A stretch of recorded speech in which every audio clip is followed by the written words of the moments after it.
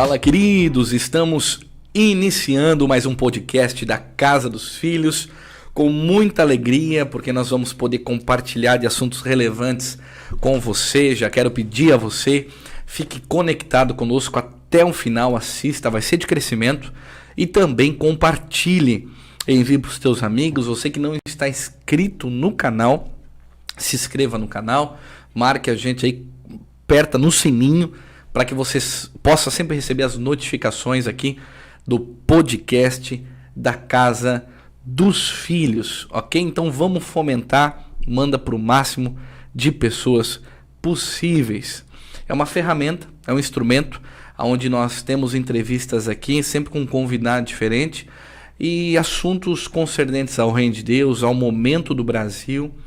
E hoje é disso que eu quero falar com você. Eu trouxe um convidado especial para estar conosco. Eu quero falar um pouco com você sobre o momento da nossa nação, o momento do Brasil. Estamos aí com decisões para tomar junto ao dia 30 desse mês ainda aí. E eu tenho um amigo, né, uma pessoa muito especial para nós, da Casa dos Filhos, para mim, para o meu pastoreio também, que é o pastor Leonardo Aloísio. Está conosco aqui hoje, um homem que tem percorrido o estado de Santa Catarina, o Brasil também, levando a bandeira do Evangelho de Cristo. Quero te agradecer, pastorzão querido, amigo, por estar conosco mais uma vez aqui para gravar um podcast na Casa dos Filhos. Você sabe que aqui é tua casa também, você é muito bem-vindo sempre no nosso meio. Então, obrigado.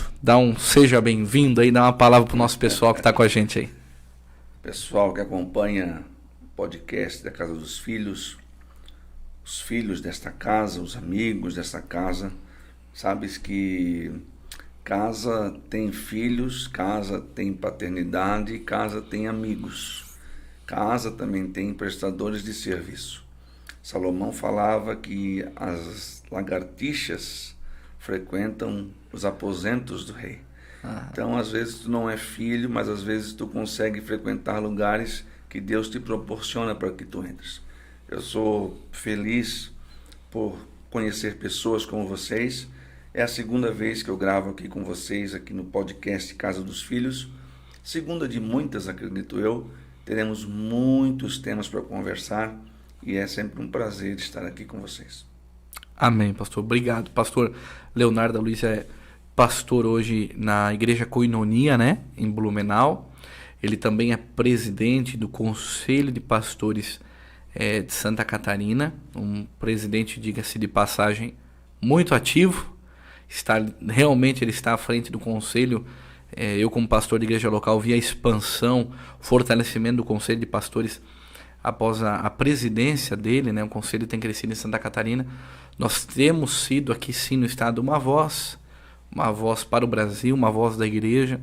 Então, já de antemão, quero agradecer todo o teu empenho que você tem feito, pastor, à frente do Conselho de Pastores do Estado. Obrigado. Bom, nós estamos aí no momento político, né? Não tem como nós não falarmos de outro assunto nesse tempo. É inegável que nós precisamos sentar à mesa, conversar e ter estratégias. Eu acho que a primeira estratégia da igreja ela é muito clara, né? É onde nós temos mais forças, que é nas regiões celestiais. O primeiro ponto que a igreja precisa atingir é de joelho no chão, né?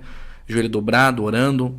Essa semana, inclusive, eu vi alguns vídeos, alguns momentos de visitações espirituais,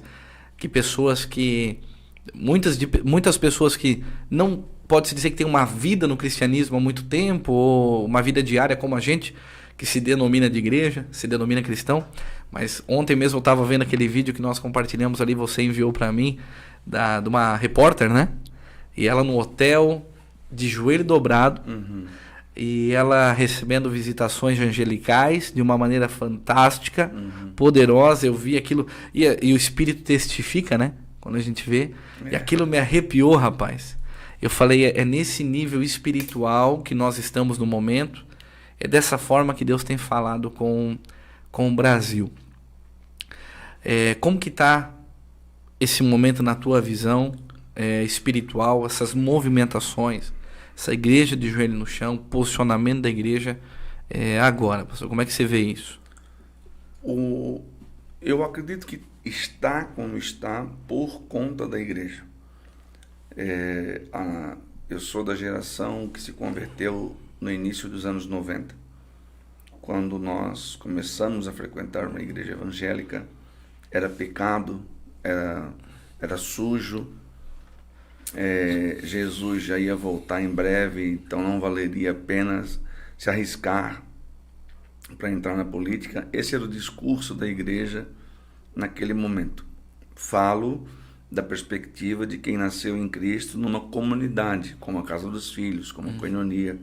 Nunca fui um crente de convenção. As convenções já acordaram para o cenário eleitoral há muitos anos. Então, o que acontecia? As convenções lançavam seus candidatos e as comunidades que não queriam lançar ninguém acabavam apoiando candidatos de convenções. Nesse interim, nós perdemos aí 25 anos nos preocupando em eleger vereadores evangélicos, muitas vezes totalmente despreparados.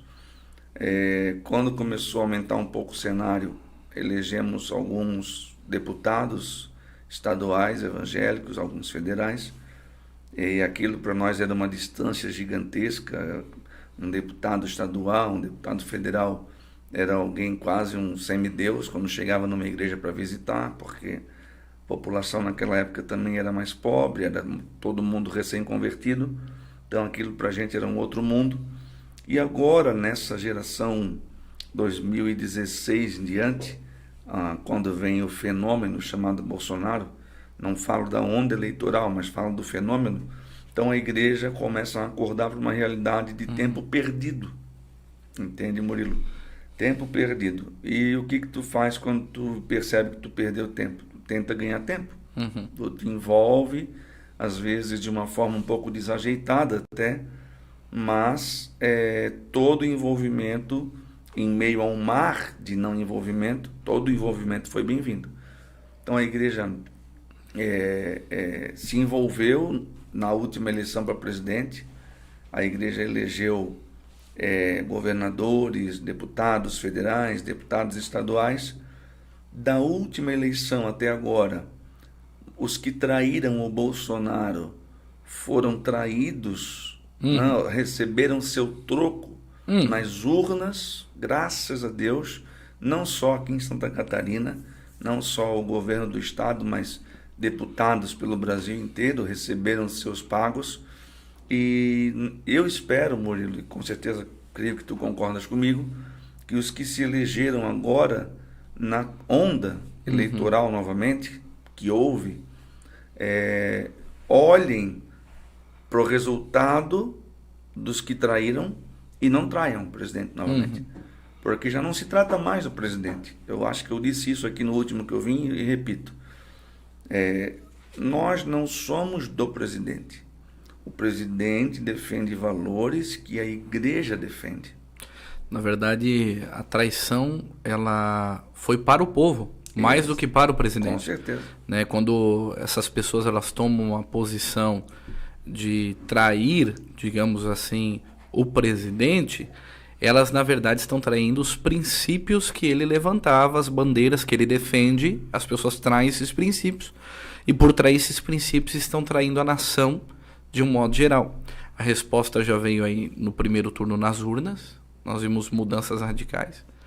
É a semeadura, vai ter a colheita, né? O povo, creio que por muitos anos ficamos travados nesse analfabetismo político, mas há uma mudança, né? O povo está se atentando mais, né? Tá vendo realmente quem está enrolando ou contando história. E agora estamos aí, estamos nessa situação, nesse momento, né? Tivemos um primeiro turno, para mim particularmente, falávamos nos bastidores, eu fiquei um pouco não entendendo, né? Não deu para entender muito. A gente tinha uma pesquisa povo totalmente diferente do que foi a realidade das urnas, mas está aí. E temos um segundo turno, né? O segundo turno eu entendo que nós temos duas situações, né? Aquilo que nós falávamos lá no início, muito claro, né? É a luta do bem contra o mal, não é questão de sigla partidária, é muito mais do que isso. Mas é um grupo maquiavélico, né? contra um grupo que nos dá esperança, nos traz luz, os princípios, os valores. Provérbios 14:34 diz que a justiça engrandece a nação, mas o pecado é uma vergonha para qualquer povo.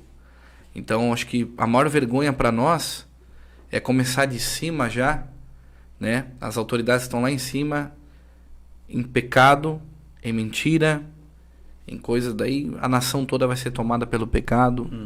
Eu creio que uma desgraça vai tomar conta de tudo. Agora, quando tem justiça, quando tem um governo justo, a nação se alegra. Nós temos duas escolhas aí para fazer. A nível federal, temos também a nível estadual. Como é que está esse pleito agora, segundo turno? Como é que você vê a movimentação do Brasil? Para quem defende os valores, os princípios da família, arregaçar a camisa e trabalhar, como é que você vê essa tua visão, esse momento agora? A direção que recebemos do presidente é sair às ruas e convencer os indecisos, aqueles que estão mais acomodados, até pela não crença no sistema, de que votem, saiam de casa, votem, saibam no que estão votando.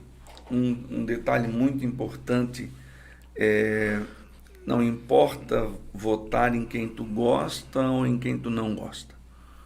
O que importa é votar no que cada um representa. Então, eu posso não gostar do jeito do presidente se comportar. Muitas pessoas falam para mim que acham ele grosseiro, acham ele que não está dentro do protocolo da função. Porém, os valores que ele defende, que ele representa, são os meus valores. O outro lado, eu também não vejo protocolo nenhum no outro lado. Mas se a gente for falar de protocolo, quem tinha protocolo era o FHC. Um dos fundadores do Foro de São Paulo era o Temer. O Temer tinha protocolo. Tem livro de direito escrito, eu estudei direito, li livros dele, do Aires Grande, enfim, vários. Então, o protocolo da função é coisa para quem gosta de ser enganado. Eu prefiro a verdade. Seja ajeitada ou desajeitada, eu prefiro a verdade. Então, pelo que eu tenho visto inclusive na mídia, né? Os últimos momentos aí, os últimos meses, eu vou colocar até 2022, o ano, eu vejo que o Bolsonaro está com muito mais protocolo, se for para falar de protocolo, do que está muito mais muito coerente, muito bem posicionado, né? E nós vemos que um outro lado está jogando muito baixo, jogando baixo, jogando sujo, jogando feio. Então, for para falar de ética, né? Então, está bem claro, o povo é só olhar aí os últimos momentos. Eles estão há tempo já tentando aplicar uma pecha no presidente Bolsonaro de que ele não gosta das mulheres e que as mulheres não gostam dele. Foi o presidente que mais sancionou leis pró-mulheres. É o presidente que sua esposa mais brilhou durante seu mandato. Nenhuma outra esposa brilhou tanto. Primeira-dama muito efetiva, né? Ela fez muito algo efetivo. histórico. Ela falou antes dele, na posse dele. Se isso é não gostar de mulheres, o que é? Honrou a esposa. Ela já iniciou desde o primeiro dia falando com os deficientes auditivos, dominando aquela linguagem. Então quer dizer que já não era uma coisa ensaiada, era a própria vida dela ali exposta. Sou amigo do pastor dela, o pastor dela me confidenciou que há anos ela é aquela pessoa de servir na igreja. Ela já era esposa de um deputado federal. Então, tem gente que se elege vereador aí, parece o rei da cocada. E ela já era esposa de um deputado federal e servia marmita para os moradores de rua, ajudava na diaconia da igreja. Então, a Dona Michele, como ele sempre chama, né? Ele sempre se refere a ela como Dona Michele. Dona Michele é uma pessoa que tem um brilho, um carisma e principalmente, Murilo, a Bíblia tem se cumprido na vida dela, na nação, porque a mulher sábia edifica a casa. E essa mulher tem sido exemplo para todas as mulheres do Brasil. Porque apesar de ela ser uma com ele, ele é o cabeça. Isso está muito claro na relação. Ele sendo o cabeça não interfere na vida dela. Ela tem uma agenda livre, ela viaja para um lado, para o outro, inaugura uma obra aqui, outra obra ali, acompanha a ex-ministra Damares, agora eleita senadora. Então, a dona Michele, ela é um ícone na realidade democrática feminina do Brasil. Assim como também podemos falar aqui da nossa Câmara Estadual, a professora e agora reeleita deputada mais votada da história da democracia catarinense, Ana Campanholo. Uma mulher que até parece contraditório, uma mulher antifeminista. Uma mulher antifeminista. 196 mil votos. E isso é o ambiente causado sob a presidência de quem? De um homem que não gosta de mulheres? Para com isso. Para com isso. Então, a mim não me enganam, mas infelizmente conseguem enganar alguns. A verdade, ela prevalece, né? Você vê as atuações da primeira-dama sendo quem ela é, né? Você vê muita verdade, é a vida dela ali. A própria deputada Ana também a mesma coisa, as brigas, é uma ninja na Câmara, né? Ninja. É uma ninja ela na Câmara, a valentia que ela tem, a coragem que ela tem. A mãe da Catarina. Mãe da Catarina, olha aí, a mãe da Catarina. Então, você vê fibra, você vê verdade, né? Uma luta. Então tá, meu amigo, veja só. Esse contato, ano após ano, tempo após tempo, houve uma proximidade, houve um coração teu junto ao presidente, né? Eu sei disso. Mas como que começou essa caminhada, assim? Como é que foi o ponto inicial hoje? Você é uma voz em Santa Catarina para o presidente Jair Messias Bolsonaro. Você é um homem de valores. Eu que te conheço, sei o porquê que você caminha do lado do presidente e luta por isso, porque eu conheço os teus valores.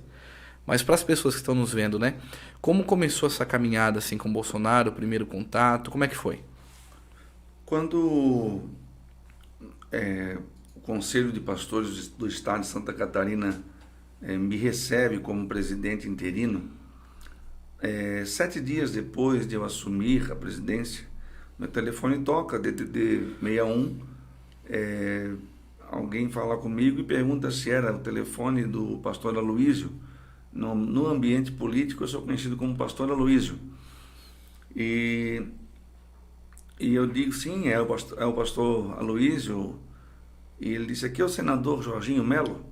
Estou ligando para parabenizar pela liderança e porque me falaram que você é verdadeiramente um pastor bolsonarista. E eu, na hora, fiquei assustado, achei que poderia ser um trote e tudo mais. Pedi para que, se fosse um trote, a pessoa se identificasse verdadeiramente. E ele disse, não, sou eu mesmo, é o senador Jorginho. Nós vamos realizar uma motociata na cidade de Florianópolis. Não sei se o senhor anda de moto, mas gostaria que o senhor me ajudasse a organizar uma reunião com pastores do estado de Santa Catarina pós-motociata. Disse, olha, senador, com certeza eu ando, já estou inscrito na motociata e vai ser uma honra e um prazer organizar essa reunião. Ali nasce o meu primeiro contato com o presidente da República. Então, eu devo essa gratidão ao então senador Jorginho Melo, agora o nosso novo governador do estado de Santa Catarina. Eu falei isso na convenção do PL, eu falei isso já num café de pastores, estou falando novamente porque a gratidão é tudo, né? Eu preciso agradecer a Deus porque foi através do Jorginho. E depois, pastor Murilo, eu também tive acesso ao presidente via o meu querido amigo Jorge Seife. Estive com o Jorge Seife, se eu não me equivoco, 3 vezes com o presidente, lá em Brasília, então. E também por fazer parte do Conselho Federal, né? É uma confederação. Todos os estados têm seus presidentes. Santa Catarina, nesse momento, sou eu. Então, todos se agruparam numa confederação e existe um grupo chamado CONCEPAB/FENASP, e esse grupo também tem agendas com o presidente, esporadicamente. Então, eu tive aí 3 acessos ao presidente e sou grato a todos eles. O CONCEPAB, hoje dirigido pelo bispo Rodovalho, lá em Brasília, da Igreja Sara Nossa Terra, um querido bispo abençoadíssimo.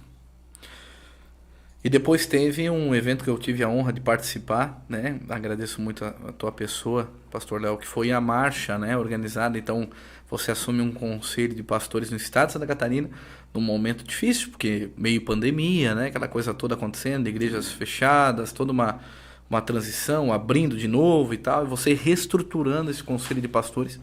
E no fim aparece aí uma marcha para Jesus no ano 2022, né? Foi esse ano, em meio a tudo isso. E como é que foi essa marcha, organizar ela, toda a parte estrutural, também a vinda do presidente, como é que foi essa experiência para ti? Murilo, eu preciso te dizer que, e para quem também nos ouve, que uma grande liderança, ela precisa ter uma grande personalidade.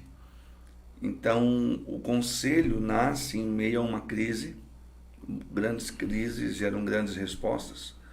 E enquanto estávamos em meio à pandemia, nós tivemos a oportunidade de estarmos uma vez no Palácio da Agronômica.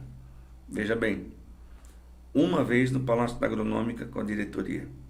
A segunda vez eu já tive que ir sozinho, porque a Vossa Excelência, governador daquele momento, não queria mais receber a diretoria, porque eu não queria ser contrariado. Então estivemos lá, ele colocou a igreja em patamar de igualdade com bares e restaurantes. Obviamente que nós não gostamos disso, porque a sociedade não vive sem a presença da igreja. Isso é impossível. E enquanto isso, nesse mesmo meio tempo, o presidente me recebe 7, 8 vezes em Brasília. Então, para tu ver que eu tive mais acesso ao presidente do que ao excelentíssimo governador de Santa Catarina. Então, a marcha vem num momento delicado, é um evento extremamente pesado de organizar por conta dos custos, e não só custos financeiros, os custos emocionais. Eu, por exemplo, parei na manchete de um jornal da região, sendo citado como alguém que tinha enriquecido com o recurso do evento, porque quando eles não podem te frear, eles te aceleram, né? Então, meu nome saiu por extenso, escrito na capa de um jornal. O nome da minha igreja, o nome do conselho de pastores. Por que isso? Porque eu estive em Brasília, juntamente com o Jorge Seife, com o Jorginho, apertei a mão do presidente, assumindo um compromisso perante Deus e perante ele, de que ajudaria, trabalharia para eleger o time do PL em Santa Catarina. E assim foi. E lá na marcha, Murilo, eu tive a alegria de ver um reencontro com Cristo de alguém que tu entrevistou aqui, do Zé Trovão. Foi forte. Zé Trovão, que já teve passagem pela igreja, é um cara que tem fé em Deus, fé em Cristo Jesus.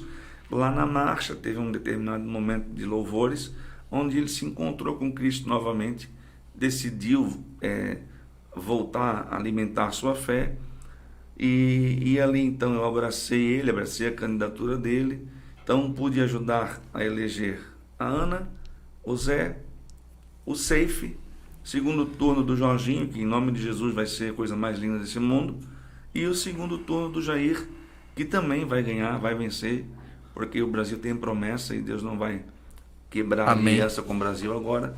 Amém. Então, o compromisso que eu assumi e cumprir a palavra que eu dei até o fim, custa caro sim, mas a recompensa é linda, é maravilhosa. Nenhuma convenção, nenhuma entidade, a não ser o conselho, abraçou o presidente dessa forma. Porque não é só abraçar o presidente, Murilo. Não adianta eu dizer que sou teu amigo e não gostar da tua esposa. Não adianta eu dizer que sou teu amigo e não suportar a tua igreja. Eu preciso ser amigo da causa por inteiro. Eu vou de Bolsonaro, mas eu não vou de Jorginho. Eu vou de Bolsonaro, mas eu não vou de Seife. Não, vamos de Bolsonaro e vamos com o time do Bolsonaro. E foi isso que eu fiz. Vamos de Bolsonaro, vamos ajudar o homem a governar. E tanto que ele conseguiu a maior bancada de todos os tempos. Até porque essa colocação é importante. Vamos ajudar o homem a governar. Exato. Se não tem o time dele completo, a dificuldade para governá-la é gigante. É ingovernável. Ingovernável. Não tem como. E se tem uma coisa que o inimigo é bom, é em ser oposição. Eles sabem atormentar. Mas nós sabemos lutar também. Sabemos lutar. Provérbios 29, 4 diz assim: o rei que exerce a justiça dá estabilidade ao país, mas o que gosta de subornos o leva à ruína. Né? Então nós temos aí 2 candidatos. Essa passagem combina mais com quem aqui, né? Tá bem certinho. Tá bem certinho, né?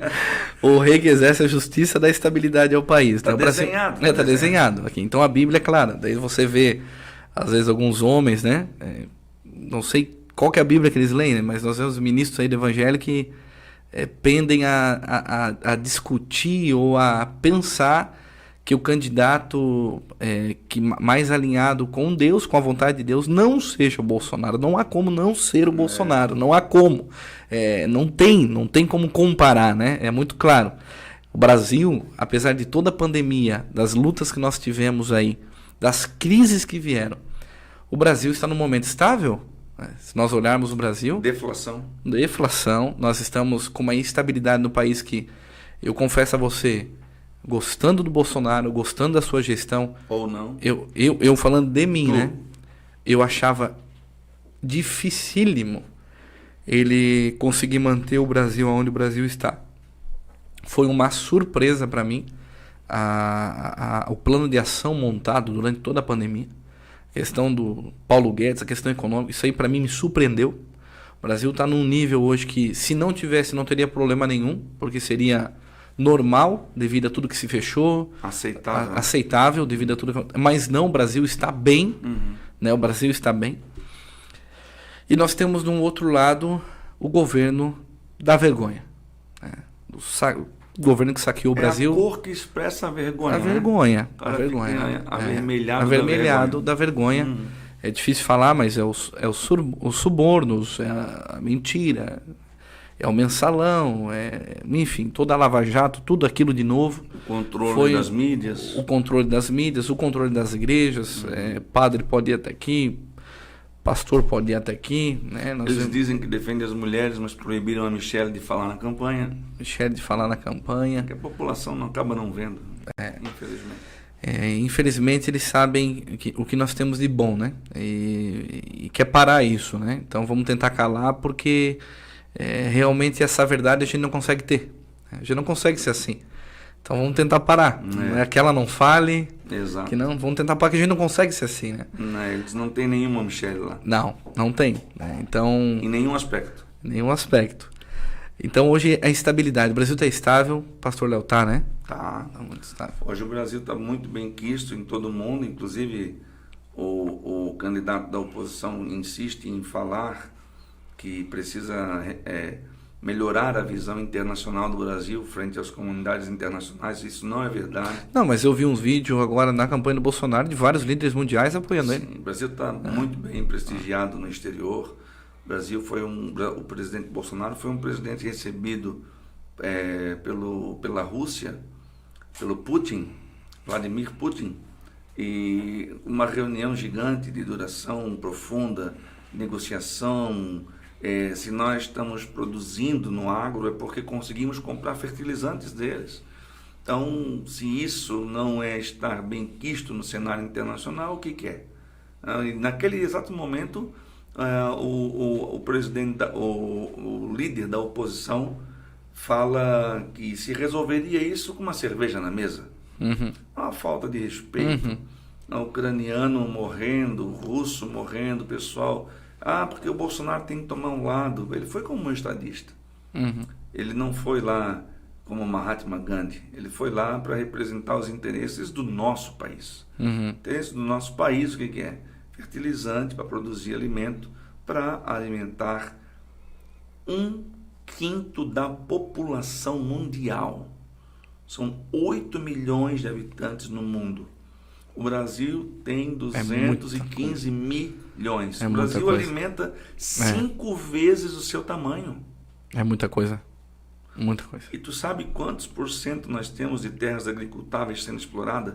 7%. Tu imagina se nós continuarmos nessa tocada e chegarmos isso a 50%. Vamos alimentar mais da metade do mundo, Murilo? E óbvio que o interesse, como o Bolsonaro sempre diz, eles querem fazer do Brasil um fazendão, onde eles comprem todas as nossas terras. Por exemplo, a eterna candidata que nunca se elegeu a presidente, a Marina, ela quer defender a demarcação de mais terras indígenas, mais do que já tem. O que isso significa? Como diz o Emílio Zurita, para o afegão médio, para a pessoa comum, não significa nada. Os índios merecem mesmo e tal, tudo mais. Se tu vai demarcar mais terras para índio, tu não vais criar terras. Tu vais ter que tirar de alguém. Tu vai ter que tirar do produtor. Porque o índio vem de uma cultura extrativista. Ele não é produtor. Ele consome. Sim. Entendeu? Sim. Então vamos supor que o Murilo tem 10 mil hectares. Aí a dona Marina diz que tem que ser 5, porque 5 tem que ser para índio. Quem é que vai perder? A sociedade? A população? São 5 mil hectares a menos produtivos. Exato. Mas o afegão médio, a pessoa comum, ela não quer saber. Ela quer saber, como diz o opositor, ela quer pensar que ela está comendo uma picanha na laje do sábado. Não está nem aí para demarcação. Ela não está nem aí, por exemplo, o pessoal do Sudeste, do Sul, até mesmo ali um pouco mais ao centro, eles não estão nem aí que o São Francisco teve a sua transposição terminada. E nós não sentimos sede. Olha como o individualismo tomou conta do Brasil. Egoísta. Se o nordestino vivia na seca, hoje tem água em abundância, é por causa de quem? O presidente Bolsonaro terminou a obra. E eles têm a cara de pau de dizer, o presidente Lula começou. Começou, nunca terminou, cara. 1000 tijolos não significam uma casa. Ele botou os tijolos lá, mas não fez a casa. Não. Casa é chave na mão. Exato. Tá pronto, pode morar, tá habitável. A galera tá tomando água. Eu conheci aquilo lá. Eu estive lá.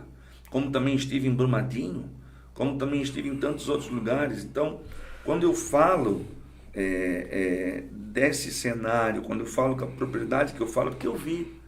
Eu viajei milhares de quilômetros dentro de um Piauí, onde tinha só terra, como se fosse areia de praia, seco, árido, água o tempo todo, senão tu desmaia, nem percebe. Entende? Então esse é o Nordeste que votou no presidente Bolsonaro. Votou. Conheço dezenas de pastores lá. O nordestino não comemorou o segundo turno. Não, nenhuma festa, não se viu nada. O presidente Bolsonaro. Entende? Então agora, por isso que eu falava no começo, repito, vamos sair de casa, vamos convencer o povo a votar. A diferença dessa eleição se encontra nos 5% de eleitor que decidiu ir para a praia. Eu não vou votar. Já está resolvido. Alguns acreditavam na teoria da conspiração das urnas. O outro achava que o Bolsonaro já estava ganho. Eu vou para o meu sítio, eu vou não sei para onde. Agora vamos ter que votar. Tem que votar. Não adianta. Pastor Leonardo, deixa eu te fazer uma pergunta aqui. É assim, ó. Quem tem mais pecado? Que atira a primeira pedra. Quem tem mais pecado? Quem peca, mas não sabe que aquilo é pecado? Ou quem peca sabendo que é pecado? Pois é. Essa pergunta dá uma pregação. A questão é o seguinte: o cristão doutrinado pelo Estado, ele carrega uma fé cristã de domingo, ele vai na igreja, ele deixou de ser idólatra, mas ele, na crença dele, ele acredita que o sustento ou a direção da vida dele vem do Estado. É assim que ele acredita. Por isso que ele não gosta do comportamento do pai, porque ele olha para o Estado e vê um pai ou uma mãe. Agora, o camarada que já entendeu que o Estado tem que ser mínimo, apenas para regulamentar as coisas e não para mandar na tua vida, esse cara teve revelação do que é a igreja, do que é o Estado e do que é Deus na vida dele. Que o presidente não é o pai dele, que o Estado não é a mãe dele. Que ele tem um pai que é Deus, que ele tem a noiva que é a igreja a qual ele vai. Então isso tudo, Murilo, isso leva muito tempo para consertar. Agora, tem muita gente que é cristã, mas que está enganada, que ela tá, porque ela vem de uma plataforma, ela foi discipulada no engano. Isso dá muito trabalho para reverter. Muito trabalho. Porque na minha ótica, pastor, na minha ótica, depois da salvação, o princípio que mais tem valor no reino de Deus, isso é na minha ótica, tá? Mas obrigado a concordar comigo. Depois da salvação, é o discipulado. Quem te discipula te dá direção para a tua vida. Eu, por exemplo, consumi muitos e muitos anos uma assinatura de revista cristã que depois de tempos que eu fui perceber que os seus editores principais, os seus redatores principais, eram pessoas que hoje figuram na esquerda. Por exemplo, o Ariovaldo. Então olha bem o que eu comia. E olha bem para o lado que eu ia. Tá entendendo? Depois que Jesus entrou mais profundo na minha vida, e eu comecei a enxergar a Bíblia não só como um livro espiritual / místico, mas como um livro histórico também. E onde eu vejo que Deus fala de governo o tempo todo. O tempo todo. Hoje ainda conversávamos sobre isso quando eu comentava contigo sobre a chapa de governo. Eu fiz essa pergunta para ti. Saul Samuel. Que chapa, né? Que como foi o movimento dessa governança ali. O homem da guerra e o profeta, né? Exato. Provérbios 28:2 diz assim, os pecados de uma nação fazem mudar sempre, os pecados de uma nação fazem mudar sempre os seus governantes. Mas a ordem se mantém com um líder sábio e honesto, né? Então, por isso que eu falei sobre pecado, né? Peca mais. Se tem alguém que sabe de pecado, é a igreja, né? Deveria, né? Deveria, né? Então, o temor, ele precisava estar presente maciçamente dentro da igreja. Ali que está o lugar do temor a Deus. Então, o pecado de uma nação faz mudar sempre seus governantes. Então, cada povo tem um líder que merece. Cada povo tem um líder que merece. Então, eu creio que através de Provérbios 28:2, nós vamos saber no próximo dia 30 se nós somos uma igreja pecadora, que não está priorizando Deus, né? Que governe quem quiser, uma igreja egoísta. Para mim tá bom aqui, eu tenho água, né? Sempre tive água. Eu tenho carne, então que se lasque o resto. Eu não tenho terra, então pode dividir as terras. Eu já não vou pro culto mesmo. Se fechar a igreja para mim é diferente. Então, os pecados de uma nação fazem mudar sempre os governantes, mas a ordem se mantém com um líder sábio e sensato. Então, uma igreja sabe votar com sabedoria e com sensatez. É uma igreja que não peca, uma igreja que tem temor a Deus, uma igreja que, enfim. Se esse for o fiel da balança, eu acho que nós estamos lascados, pastor Murilo. Porque na eleição para governador a gente viu que não existe sabedoria. Como tem negociatas, como se perde, né, a igreja, como a igreja entra em lugares nojentos. A gente vê assim, coisas assim repugnantes, a nível de política. Não dá para entender. Eu apoiei um candidato a deputado federal que eu não conhecia. Mas é porque eu não conhecia ele pessoalmente, mas eu acreditei naquilo que ele trazia, que afetava diretamente a igreja, em benefício da igreja, em benefício das causas bíblicas, enfim, do evangelho. Os valores, né? Os valores. Então eu, com o joelho no chão, pedindo a Deus, orando a Deus, cara, aquilo trouxe paz no meu coração, fiz a escolha certa para deputado federal. Zé Trovão foi eleito, né? Foi eleito. Graças a Deus. E graças a Deus. Mas não foi ninguém que me falou, não foi ninguém que apresentou ele, foi buscando a Deus com sabedoria, com sensatez, orando e vendo que muitos daqueles que se dizem de igreja, por isso que hoje você dizer que está na igreja não significa nada. Muitos candidatos que se dizem cristãos, cara, não tinham pautas de valores escancaradas, talvez por rabo preso, ficavam em cima do muro, mas você não via clareza nas questões, não via clareza nas convicções dessas pessoas. Então o povo de Deus precisa ser conhecido por um povo que só tem uma verdade. Só uma. Parar de relativizar. Só temos uma. Ela é concreta e é Cristo na nossa vida, né? Então hoje Bolsonaro, essa aliança, né, que vem lá de cima, né, com o Jorginho, o Safe também eleito, cara, nós temos que lutar por esse time, né? Mas eles vão viver 100% a verdade de Cristo. Nem nós não vivemos, né? Nem nós não vivemos. Vamos ser sinceros, né? Só vamos ser sinceros, nem nós não vivemos. Segundo, eles podem não viver, não buscar como nós buscamos, mas nós do lado deles vamos incomodar. Claro. Nós do lado deles vamos incomodar. Então eles abriram as portas para a igreja. Eles abriram as portas para o evangelho. Eu nunca vi na minha vida, sou novo, mas nunca vi nenhum presidente ser tão apaixonado pela igreja como Jair Messias Bolsonaro é. Tão ligado à igreja, eu nunca vi. Sabes que ele foi acusado, Murilo, de fazer campanha aos 4 anos. Agora, tenta enxergar com a ótica diferente. A verdade é que ele não mudou. É isso que nós não estávamos acostumados. Nós nos acostumamos a ver o Serra saindo pela rua em campanha, tomando caldo de cana e comendo pastel de queijo e limpando com a manga da blusa.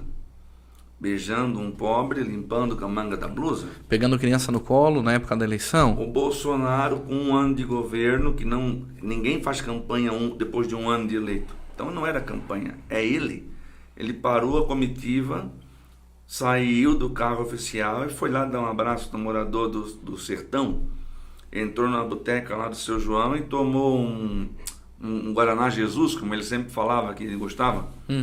Entende? Então a tubaína, que ele sempre fala, tubaína. Não é que ele ficou 4 anos em campanha. A verdade é que o camarada é reto. Ele não muda. Se ele chegar aqui agora, nós gravando esse podcast, ele vai esperar acabar e nós vamos dar risada aqui ao redor da mesa. E se ele tiver que xingar a gente e falar pra gente tomar jeito, ele vai falar. É um homem de 67 anos, cara. Não é mais criança pequena. Então são 30 anos de vida pública. Eu acho incrível pegar uma jornalista, como existe aí, não vou citar nomes, criticando um camarada. Ele tem de tempo de serviço que ela tem de vida. Entende? Então essa geração aí, da tua geração, até um pouco mais novos, foram praticamente doutrinados num MEC aparelhado pela esquerda. Então precisa fazer uma limpeza intelectual. Tem uma geração aí que vai ter que voltar não para a sala de aula, mas para os livros, para os fatos. Murilo, eu sou bisneto de um combatente. Qual guerra que meu bisavô combateu? Na década de 30. O exército brasileiro combateu os comunistas em São Paulo. Meu avô estava lá, meu bisavô. Então isso já corre no meu sangue. Eu tenho a graça de Deus de poder dizer que eu nunca votei, minha mãe nunca votou num partido comunista, num candidato comunista. Mesmo quando não havia polarização. Nós já sabíamos que nas bandeiras vermelhas nós não votaríamos. Já estava no sangue. Então, nós como pastores, e os pastores que nos assistirem aqui, temos um trabalho importantíssimo a fazer. Não é só meter gente na próxima eleição, é principalmente lavar com a água da vida, ali, com a água cristalina, a palavra de Deus, os valores, Deus, pátria, família. O pessoal não entende, pastor Murilo, que a base, a manjedoura do comunismo é o ateísmo. É o ateísmo. Então não existe cristão de esquerda. Ou tu não é cristão, ou tu não é de esquerda. Alguma coisa tu não é. Entende? É a mesma coisa que eu falar que eu sou um flamenguista vascaíno. Não existe isso. Não existe, cara. Entende? Eu já conheci gente que torceu para Flamengo e torceu para São Paulo, estados diferentes. mas Flamengo e Vasco no mesmo coração? Não tem. Não tem. Né? Então, existe um movimento crescendo de um conservadorismo ateu, que eu discordo, mas ainda compactuo por conta do valor do conservador. Agora, não dá. Socialismo, progressismo, comunismo, toda essa gama que pende para a esquerda, não dá para nós. São regimes totalitaristas. Fiz um mapa, pastor Murilo. Depois eu vou te enviar. Fiz um mapa mundi com os próximos inimigos do Brasil nos próximos 10 anos. O progressismo americano, Joe Biden, olha, não dá para comparar com o Trump. O desenvolvimento dos Estados Unidos estagnou. A Califórnia está virando um estado deserto. Leis aprovadas onde pessoas que roubam até $850 não são presas. São considerados pequenos furtos. Nós temos aqui no Brasil alguém que quer liberar o pequeno furto para celular. Veja bem um crente votando numa desgraça dessa. Aí nós temos o progressismo americano, nós temos o islamismo do Oriente Médio. Então vai vendo o mapa mundi aí. América do Norte, progressista. Oriente Médio, islâmico. São regimes totalitaristas, né? O Oriente, a Ásia, comunista. E dentro do Brasil, são 3 inimigos de fora e um de dentro. Qual é o inimigo interno que nos assusta? A corrupção. Qualquer um desses 3 que vier com dinheiro na mão já encontra espaço no Brasil. Que infelizmente tem essa tendência que a pessoa acredita mais no poder do dinheiro do que no poder dos seus valores. Não, obviamente que a Bíblia fala que quem trabalha é digno do seu salário. Mas, por exemplo, como que eu poderia defender uma outra pauta estando alinhado com o presidente? Aí, se eu fizesse, o nome disso seria corrupção. Ela pode ser intelectual, pode ser emocional, ela pode envolver dinheiro. Às vezes o cara se corrompe por causa do voto da revolta. Tem vários motivos. Mas o mais difícil, também o mais necessário, é tu te manter na linha reta. Como a Bíblia diz, seja o teu sim, sim, e o teu não, não. Coerência. Não importa o que te ofereçam. Coerência. A tua verdade até o fim. Exato. Né? Alguém me perguntou assim, pô, Léo, tu tens mão santa. Não se amudeis, né? Com o padrão desse mundo. Isso, elegesse os teus 5, tal, 2 estão no segundo turno. Qual é o segredo? O segredo é ir reto. Tu apertou a mão, vai. Pô, eu estava torcendo para vários, mas eu apertei a mão de 5. Ali trabalhei. Então, que a igreja siga nessa linha. A gente vai aprimorando o conhecimento, a visão. Tu não entra num lugar que tu não vê. Então, eu vejo um Brasil conservador. Tu é louco. Sempre fui. Bem certo, nunca fui. Mas eu consigo ver. Agora, vai ser fácil? Jamais. Vai ser fácil desaparelhar os ministérios? Dificílimo. Vai ser fácil substituir essa mentalidade do professorado que gosta do Estado grandão? Demora muito. O presidente Bolsonaro conferiu a eles um aumento salarial que nunca houve na história, 33%. E ainda tem professor defendendo que a esquerda volte. O presidente Bolsonaro deu aos enfermeiros, à classe, um aumento histórico. Quem derrubou o aumento? O STF. Os enfermeiros já estariam desfrutando desse aumento salarial. Então, tem gente que reclama, não quer ver. Não quer ver, infelizmente. Reeleição do presidente dá direito a ele mais 2 ministros no STF, é isso? Mais 2 no STF e mais 31 nos ministérios ao longo dos 4 anos. Ao longo dos 4 anos. O STF, nesse segundo turno, força para lutar contra. Como é que você vê a posição do STF agora? Pois não era nem para ver, né? O STF... Não era nem para estar falando do STF. O STF nunca apareceu. O STF só aparece quando a casa do PT começa a cair e o império começa a desmoronar. as delações, a Lava Jato, as prisões, Zé Dirceu, Palocci, Lula, Valério Duto, os irmãos Batista, Joesley e tudo mais, JBS, tudo começa a ruir e aí entra em cena os supertogados, né? As sumidades, e eles começam a aparecer, e não só aparecer, o até segunda-feira presidente do TSE dava entrevista como se ele fosse presidente do Brasil. Isso nunca foi visto. Agora eu vou te dizer, é um nunca limitado. Sabe por quê? Porque em 1942, Adhemar de Barros, depois quem estiver assistindo pode pesquisar esse nome e também pode assistir lá na plataforma do Brasil Paralelo. Adhemar de Barros foi um deputado, ele era médico, se envolveu com a política, se corrompeu, pendeu para a esquerda, foi investigado, foi condenado e preso. Ele é descondenado, veja bem, 1942. Ele é descondenado, se recandidata e é eleito governador do estado de São Paulo. Quem descondenou? STF. Salomão já dizia, não há nada novo embaixo do céu e em cima da terra. Mas em 1942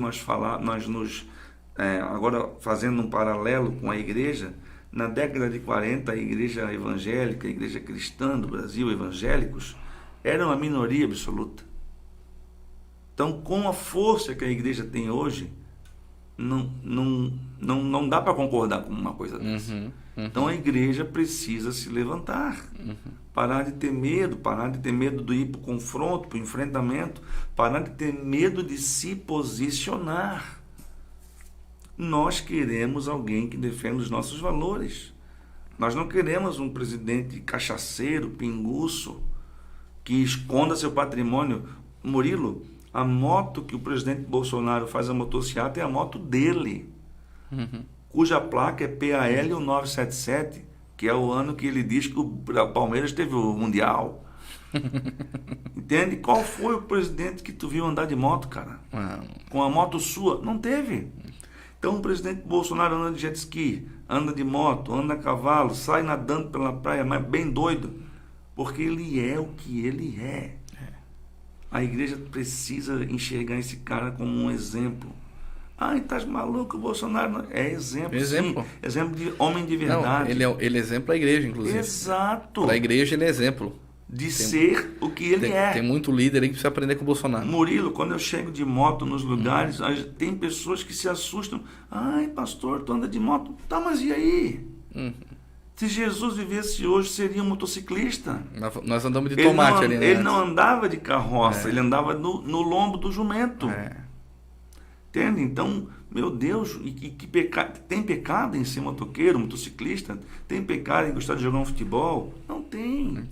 Então, sou motociclista, pratico meus esportes preferidos. Qual que é o teu? Vamos aproveitar, já vamos pegar. Baterista. Vamos pegar essa aí. Qual que é o teu esporte preferido? Eu amo tênis de mesa. Aí, ó. Vamos pegar já o pastor Léo. Eu amo boxe.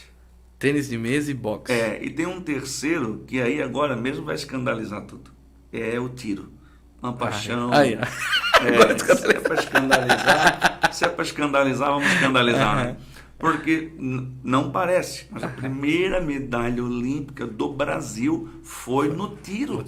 Foi no tiro. Nós moramos na Rota do Tiro, nós moramos no Texas brasileiro. Estado mais seguro do Brasil, meu amigo. Mais armado também, né? Proporcionalmente mais armado do Brasil. Então, cara, eu sou suspeito em falar. Mas não existe possibilidade de votar em outro. Se esse podcast fosse gravado antes do primeiro turno, eu ia apontar todos os candidatos. Mas agora só tem 2. Então não tem como votar no outro. Jesus, Jair e Jorginho. Jesus. Acabou. Meu amigo, eu gostei dessa brincadeira aí, então eu quero te fazer algumas perguntas. Qual filme marcou a sua vida? cara. Vamos aproveitar. Momento pessoal agora. Momento pessoal. De frente com o Gabi. De frente. Só falta falar assim, Leonardo, por uma palavra. Por uma palavra. Qual Cara, filme marcou sua vida? De muitos filmes. Mas eu gosto muito de filme épico. Eu poderia dizer para ti Os 300 de Esparta. Forte. Poderia dizer para ti. Muito Os bom, 300 muito de bom. Esparta. Dá muito ensinamento. Muito bom. Mas recentemente eu assisti o Top Gun. Rapaz, saiu do cinema bem louco. Mas pastor, vai no cinema? Não é pecado, pastor? Eu acho que é. Rapaz, Senhor, me perdoa, tomei até Santa Ceia depois disso. Ai, Jesus. Ó, o que te inspira? O que me inspira é Jesus, cara. Pode parecer clichê, mas Jesus era o cara. Quebrou tudo. Ele disse pra galera que aquela liderança que tinha sobre ele era tudo sepulcro caiado. Se tu for ver o que significa sepulcro caiado, ele chamou os caras de lixo. Entendeu? Que era bonito por fora e por dentro era tudo podre, cara. Tu pega um momento desse aí, como eu andei agora pelo estado todo, tu vê pastor apertando a mão de gente e depois voltando atrás. Eu vi isso. Eu na sala de políticos, pastores ligando, fechando com os caras e depois fechando com os outros caras. Então, isso é sepulcro caiado. Então, se for para analisar um personagem bíblico que me inspira, é a pessoa de Jesus. Não é ele que eu me identifico 100%. Eu me identifico muito com Pedro. Apesar de eu não ser pescador, mas a personalidade de Pedro e de Davi, Davi era também bem louco, né? Davi era mais ou menos igual eu, porque era músico também, gostava de dar mas ele tirava pedras, né, Murilo? O Golias se lascou porque Davi era bom de pontaria. Bom de pontaria. E bom de espada também, porque depois de matar, Leão, tem que arrancar urso, a cabeça. E depois tem que cortar a cabeça do gigante ainda, do Golias. Mas agora, nesse evangelho progressista, frouxo, a espada de Pedro virou livros. Virou. As pedras de Davi viraram versículos. Pelo amor de Deus, não. Nem quero entrar nesse âmbito. Deus ainda chama homens valentes. Não tenho dúvida disso. Qual a comida preferida? Muitas. Pela barriguinha da bochecha. Cara, a comida preferida para mim é comida feita com amor. Pode ser, eu amo. A minha avó tem 85 anos. Hoje ela mora com a minha mãe e tal, por causa da idade. Mas quando ela faz aquela farofinha de ovo, eu chego lá fora de hora, ela vai lá e faz aquela farofinha de ovo. A minha sogra faz uma comidinha especial quando eu vou lá. Pode ser um pão com ovo, um pão com margarina, minha mãe, minha esposa. As pessoas que me amam sabem que não é difícil me agradar. Quando tu chega na casa de alguém e aquela pessoa sabe, por exemplo, que tu gosta de café, e ela vai lá e passa um café fresco para ti. Isso é bom demais. É a melhor coisa do mundo. É. Não é o pó do café que determina que ele é bom. O que determina que ele é bom é quando ele é feito para ti. Que ela sabe que tu gosta. Sabe? Por exemplo, eu tenho meus gostos bem definidos. Eu gosto de tônica, gosto de café. Quando eu chego na casa de alguém, a pessoa diz: pastor, eu comprei para ti. O pessoal aqui da igreja já anotou teu pedido para quando tu vier. Então a melhor comida para mim é a feita com carinho, com amor. Tá certo. Pode ser simples, viu? Um ovo, um pão com margarina, mas com carinho, com amor. Pastor Leonardo Luiz, você prefere uma igreja agitada ou mais tranquila? Tu quer me botar no fogo, né? Essa é boa, hein? Tem pastor que já está aguardando essa resposta faz tempo, rapaz. Nunca dei. Ô, pastor Murilo, eu sou pentecostal na minha fé, nos dons, no que eu acredito de dons. Eu gosto de um louvor alegre, eu gosto de um louvor... Louvor para mim é sinônimo de alegria, de entrar na presença do rei e celebrar. De batalha também. Mas na hora da palavra eu gosto de silêncio. Não gosto de pregador barulhento, eu gosto de pregador que vai pela Bíblia e te leva para dentro do texto, e quando tu acaba de pregar, um cara fala assim: meu Deus, eu nunca tinha visto esse texto dessa ótica. Nunca vi eu nunca vi esses valores. O cara extrai o mel da palavra, eu nunca vi que Samuel governou com Saul. O cara mexe com você, ele traz algo diferente. Sim. Meu Deus, como é que eu não vi isso? Eu nunca vi que Samuel não jantou enquanto Davi não chegou na mesa. Nossa, forte. É forte. Se a mesa não está completa, não tem presença. Não tem presença. Samuel disse que enquanto ele não vir, ninguém come. Muito bom, muito bom. Então assim, eu gosto disso, entendeu? Sim, eu gosto dessa pregação pormenorizada. Eu gosto de olhar para um texto e extrair. Eu acredito que é porque eu levava jeito, já desde a época da escola, eu fui um aluno muito aplicado na língua portuguesa, nas análises. Eu gostava muito disso. Tá. Personagem de ficção, para saber se você está em pecado. Personagem de ficção que você se identifica. Tem algum de ficção assim? Me dá um exemplo. Um Homem-Aranha, um Hulk. Tem algum desses, não? Não. Capitão América? Não, eu sou um camarada que eu não assisto um filme da Marvel, cara. Não vê? Não. Até meus filhos padecem por causa disso, porque é uma coisa que não me atrai. Não atrai. Eu me esforcei para assistir. Eu não curto ficção. Me esforcei, mas não foi. Também não. Apesar de muitas delas serem inspiradas em Jesus, em personagens bíblicos, mas eu sempre fui uma pessoa muito realista e na parte da cultura isso aí até afetou um pouco, porque eu não sou essa pessoa da ficção. Mais da ficção. Então, eu sempre gostei de filmes com fatos reais. É o que mais me atraía. Baseado em fatos reais. Sempre, eu olhava baseado. Eu fui tentar, até porque a galera gosta, que tem uns negritos que gostam de Marvel e tal. Eu falei, vou assistir. Esse ano eu fui tentar assistir, não tem jeito. Não tem jeito. Não me identifico com ficção. O Cardoso disse que quando eu te conhecesse, tu me conhecesse, a gente ia se identificar, porque parece que somos irmãos. Né? Ele comentou isso. Um abraço até pro Cardoso. Pro Jefferson Cardoso, nosso queridão. Onde você se vê daqui a 10 anos? Já te respondo essa, mas falando ainda da questão dos filmes ali. Eu gostava demais de um ator chamado Robin Williams. Ele cometeu suicídio, infelizmente, não está mais. Enfim, mas eu gostava dos filmes dele. Eu gosto dos filmes do Morgan Freeman. Muito bons. Eu gosto dos filmes do Tom Hanks. Mel Gibson. Dos filmes, mais ou menos. Coração Valente? Bonito. Bom. Eu gosto também de filmes baseados em fatos reais. E um dos filmes, respondendo melhor ali, que me marcou foi aquele Troia. Uhum. Como ensina aquilo ali, né? Como Brad nos Pitt. ensina. Não pelo ator, mas pela história em si. A história em si. Então, eu gosto muito disso. Onde eu me vejo daqui 10 anos? Vou te dar uma resposta assim, colorida, uma resposta...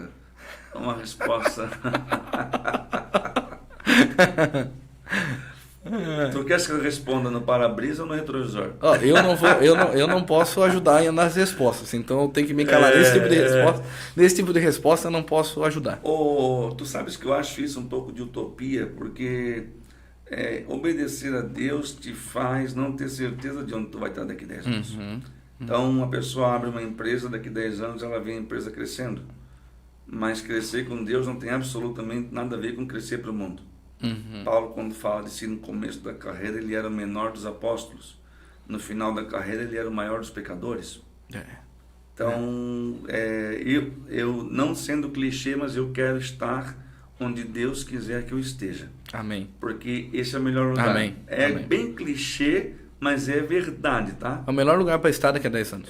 Porque em 2004, quando eu me dedico ao ministério, em 2005 eu venho tempo integral para a igreja, eu jamais na minha vida, na minha mente, nem nos meus mais profundos devaneios, eu me via envolvido com um cenário político como eu estou hoje. Eu jamais, Murilo, jamais. Então, assim... mesmo que eu não sou candidato a nada, não seja candidato, não tenha sido candidato, mas eu fiz uma política institucional, eu marquei o espaço da igreja, Deus me colocou perante o cara que mais mexe com a internet no mundo. Hoje eu faço parte de um círculo de relacionamento que eu jamais sonhei. entende? Não sendo milionário, não sendo pastor de uma mega igreja. Então é Deus que faz isso aí, sabe? Não dá pra gente medir. Eu quero estar onde Deus quer que eu esteja. De verdade mesmo, tá? Não... Meus planos eram para morar em Israel, tá? Daqui 10 anos eu gostaria, agora assim, pela minha vontade, eu gostaria de estar em Israel.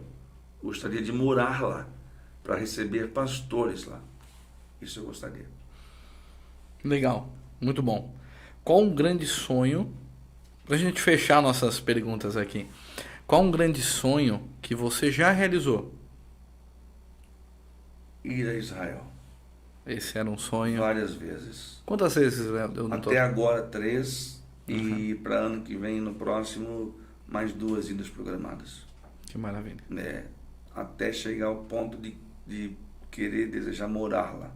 Quem sabe eu cumpra mais algum propósito aqui no Brasil nos próximos anos e depois me dirija para lá. Para morar. Podendo servir a igreja do Senhor lá. Amém. Israel é Israel. Cara. Amém. Amém. Pastor Leonardo Aloysio, obrigado. Tá aí, né? Pastor Leonardo com a gente. Foi especial. Creio que abriu nossa mente em muitos pontos. Definições que precisamos tomar importantes, né, nesse tempo para a igreja, para a família, para os nossos filhos. Mas quando você que é pai, né?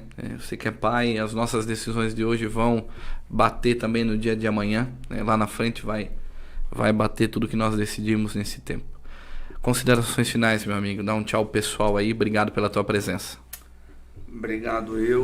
É muito bom estar com vocês aqui nesse programa, nesse podcast. Consciência. O meu povo perece porque lhe falta conhecimento. Então, crente, como diz meu amigo Peri, evangélico, estude, leia. Se não gosta de ler, assista. Em vez de gastar tempo só com entretenimento, gaste tempo com conhecimento e instrui o menino no caminho que deve andar, que quando ele crescer não vai se desviar do caminho. Deus abençoe a todos, que o Brasil continue no trilho do crescimento, porque eu quero ver um Brasil, desejo um Brasil sendo resposta às nações. Amém. É o que queremos, pastor Leonardo Aloysio. Obrigado. Que Deus abençoe sua vida. Você que esteve conosco nos acompanhando, a minha gratidão. Não se esqueça, se inscreva no canal, marque aí a igreja, marque o canal da Casa dos Filhos, compartilhe, né? E aperte no sininho para que você possa receber as notificações, para que você receba aí todos os materiais que nós estamos publicando aqui no nosso canal semanalmente. Foi muito bom ter você, a minha gratidão e até a próxima. Lembre-se, você é um presente de Deus para as nossas vidas.